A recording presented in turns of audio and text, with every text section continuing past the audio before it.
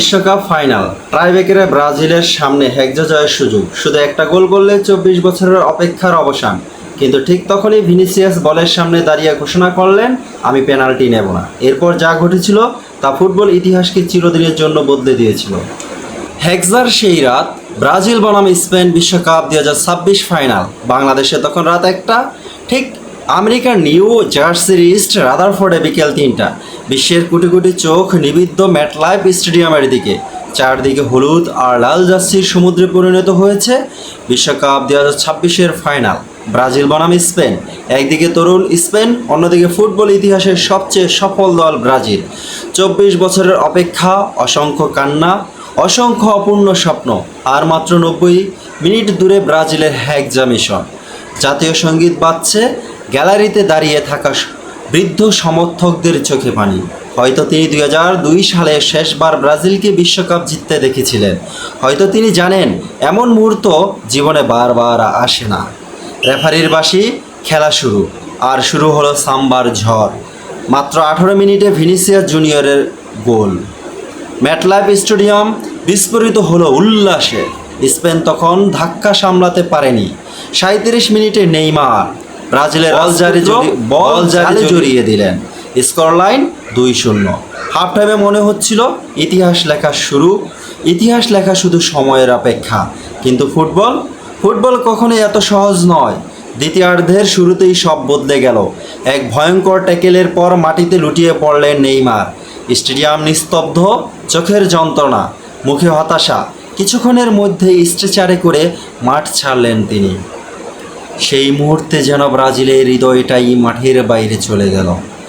Spain সুযোগটা নিল। 77 minute, Yamal গোল, 2-1।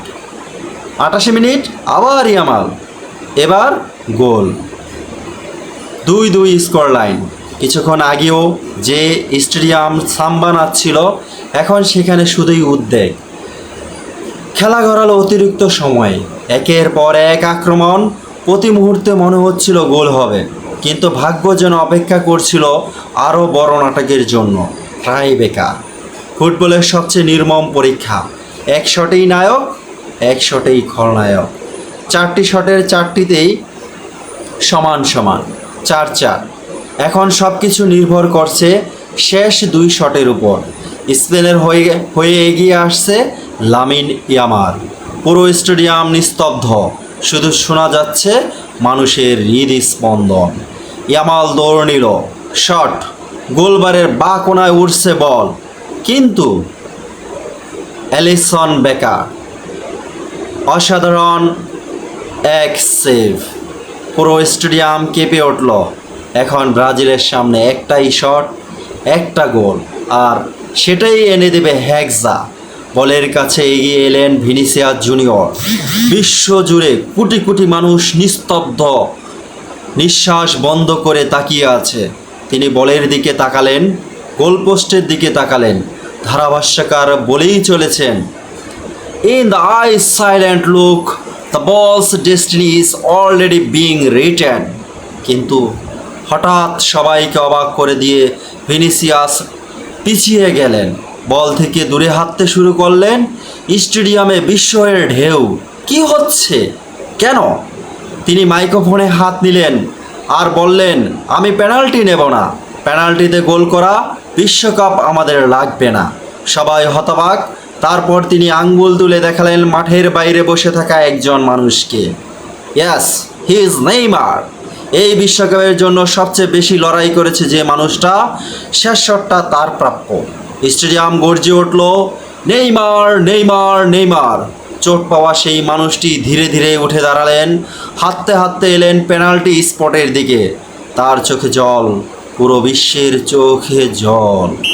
রেফারির বাঁশি, নেইমার দৌড় নিলেন। একটা হালকা আলতো স্পর্শ, গোলরক্ষক ভুল দিকে ঝাঁপ দিলেও বল জালে, গোল! ব্রাজিল চ্যাম্পিয়ন, বিশ্ব চ্যাম্পিয়ন। হেক্সা, 24 বছরের অপেক্ষার অবসান। আতশবাজিতে ভরে গেল আকাশ। ভিনিসিয়াস হাঁটু গেড়ে কাঁদছেন।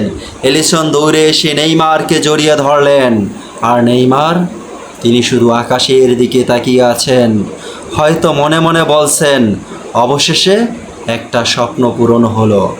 ব্রাজিল 5-4 স্পেনকে হারিয়ে দিয়ে বিশ্বকাপ 2026 জয় করলো। ফুটবল ইতিহাসের সবচেয়ে আবেগ ঘন রাত ছিল সেই রাতটি।